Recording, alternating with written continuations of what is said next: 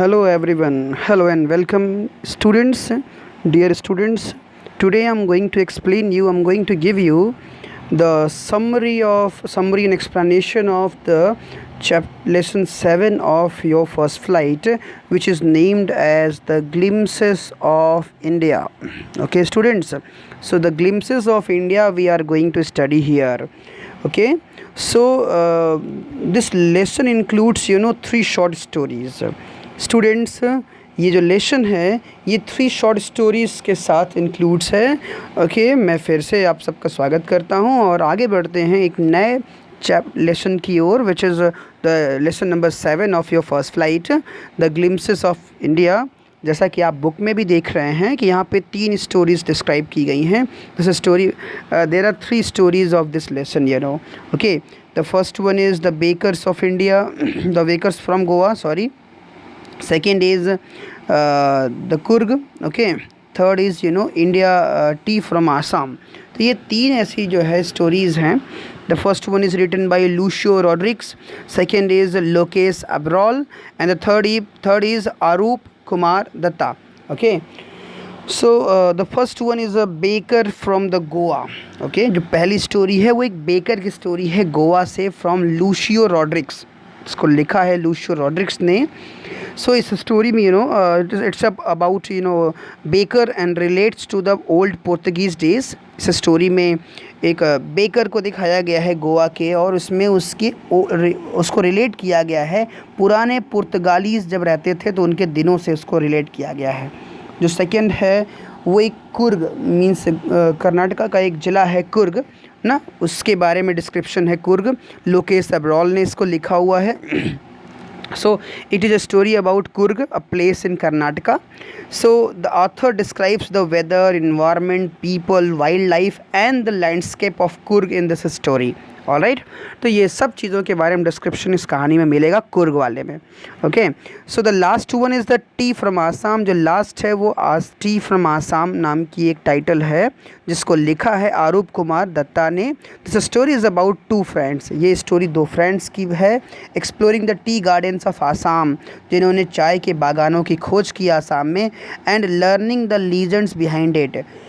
और इसके पीछे की जो लीजेंड्स थी, जो स्टोरीज़ थी, उन चीज़ों को इन्होंने खोजा. ठीक है, तो ये है ग्लिम्सेस ऑफ इंडिया स्टूडेंट्स. अब यहाँ जो पहली स्टोरी है, ओके, वो इसकी हम बात कर लेते हैं. The first story a baker from Goa. Okay, this story is a story that relates to the time. ये उस समय की कहानी बताती है when there was Portuguese rule in Goa, जब गोवा में पोर्तुगीज़ रूल रहा करता था. Okay, the story is of a baker living in a गाँव, गोवान विलेज. ये कहानी जो है एक बेकर की है जो कि गोवा के गाँव में रहता था. During those times people at loaves of bread. उस दौरान लोग ब्रेड के लोव्स जो होते थे उसको खाया करते थे. सो ब्रेड्स एक्चुअली पोर्तुगीज़ लोगों की देन है. जो ब्रेड्स आप पाव वगैरह देखते हैं उसे कहते हैं loaves of bread. These were made in big furnaces. ये बड़ी बड़ी भट्टियों में बना करते थे. Bakers known as paders. Bakers को पेडर्स कहा जाता था. ठीक है ना, तो जो बेकर्स हुआ करते थे उन्हें पेडर्स या पैडर्स कहा जाता था, तो वो पेडर्स कहलाते थे. ओके, पेडर्स जो हुआ करते थे would come to sell these breads. वो इन ब्रेड्स को बेचने आया करते थे इन द स्ट्रीट, गलियों में, and would make a jingle sound with a bamboo. और एक बम्बू को लेकर के वो एक जिंगल साउंड क्रिएट किया करते थे लोगों को बुलाने के लिए, अटेंशन के लिए. Although nowadays we may not see. हालांकि अभी तो हम लोग ये नहीं देख सकते हैं loaves, but may sometimes see the furnaces. लेकिन कभी कभी इन भट्टियों को हम देखते हैं. And some bakers carrying on the traditional business of their forefathers. और कुछ ऐसे गोवा की सड़कों पे आज भी कुछ ऐसे बेकर्स दिखाई पड़ जाते हैं जो अपने पेरेंट्स की ट्रेडिशनल बिजनेस को आगे बढ़ा रहे हैं. The author remembers the coming of the baker twice a day during his childhood days. Okay, author कहता है कि उसके बचपन के दिनों में जो बेकर था वो दिन में 2 बार आया करता था. ठीक है, he was the author friend and guide. वो ऑथर का दोस्त था और उसका मार्गदर्शक था. The made servants in the author's house would buy loaves. जो मेड सर्वेंट्स होती थी ऑथर के घर की, वो उस ब्रेड के टुकड़े को ख़रीदती थी, विच दे एट विथ टी, जिसको वो चाय के साथ खाया करते थे. So during those days bread was an important part of any occasion, especially the sweet bread bowl जिसको कहते हैं sweet bread bowl. Okay. So during उन दिनों के दौरान ब्रेड एक बहुत ही इम्पोर्टेंट ओकेजनल डिश हुआ करता था किसी भी ओकेज़न पे. स्पेशली स्वीट ब्रेड बोल जो होता था वो बहुत ही फेमस था, जो मीठे वाले ब्रेड आते हैं. Also the baker had a peculiar dress. उन बेकर्स का अपना एक विशेष ड्रेस हुआ करता था, कबाई कहते थे. ठीक है, कबाई नाम का एक ड्रेस हुआ करता था उनका. So and it was a single piece frock. ये एक सिंगल पीस फ्रॉक हुआ करता था that would reach up to knees, जो कि घुटनों तक पहुँचती थी, एक सिंगल फ्रॉक टाइप का. Baking was a profitable business at that time. और उस दौरान बेकिंग जो है एक प्रॉफिटेबल बिजनेस हुआ करता था. So this is what the summary, the part of the summary of this first part of the baker from Goa. Okay तो स्टूडेंट पहले हमें इस स्टोरी को स्टडी करनी है, इसलिए पहले हम इसकी समरी और इसकी स्टोरी पढ़ेंगे. देन आफ्टर हम कुर्ग और उसके बाद टी फ्रॉम आसाम के बारे में उसकी समरी के साथ एक्सप्लेनेशन पढ़ेंगे. ऑलराइट, तो फर्स्ट पार्ट हम स्टार्ट करते हैं which is bakers from Goa. Okay, जो कि है bakers from Goa. Okay, a baker from Goa. This is a pen portrait of a traditional गाँव. Okay, Goan village, एक traditional Goan village baker की कहानी है who still has an important place in his history society, जिसका अपने समाज में एक बहुत ही important role हुआ करता था. Okay, our elders are often had reminiscing nostalgically about those good old Portuguese days. Okay, he further says वो कहता है कि जो हमारे हमारे जो एल्डर्स थे, हमारे फोरफादर्स थे, आर ऑफन हर्ड, अक्सर वो उनसे सुनने को मिलता था है reminiscing नॉस्टैल्जिकली.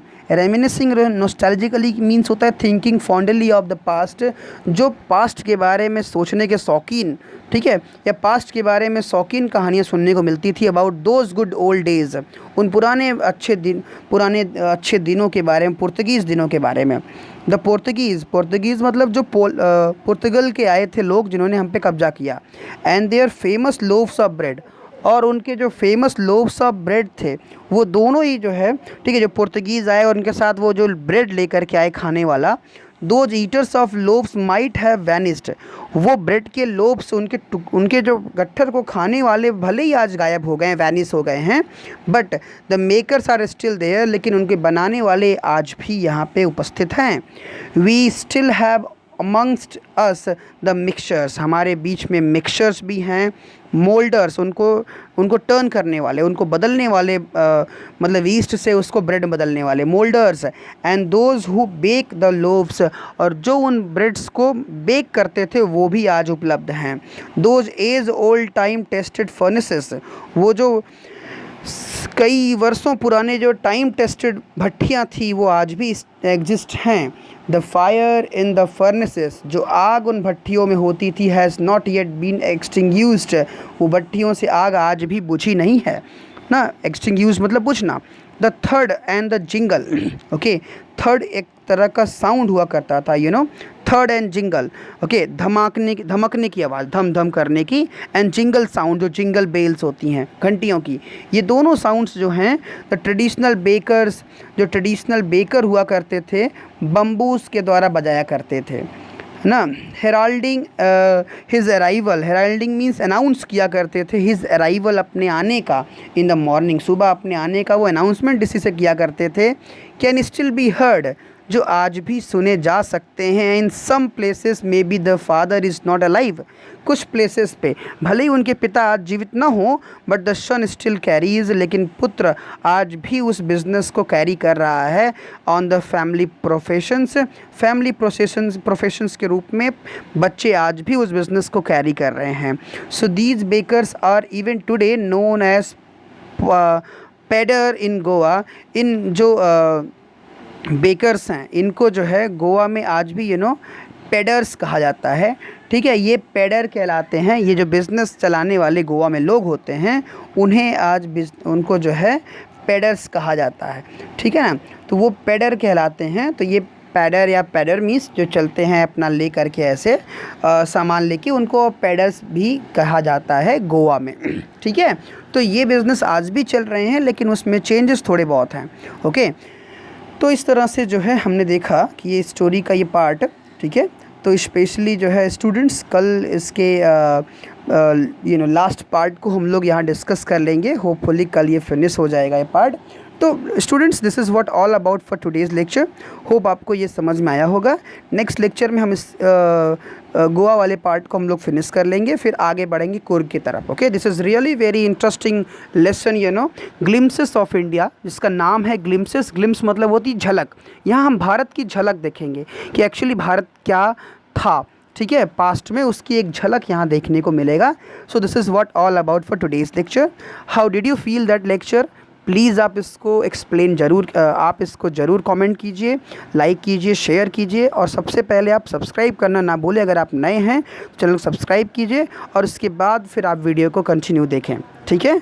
I will provide you back to back videos of all this. Thank you, have a good day.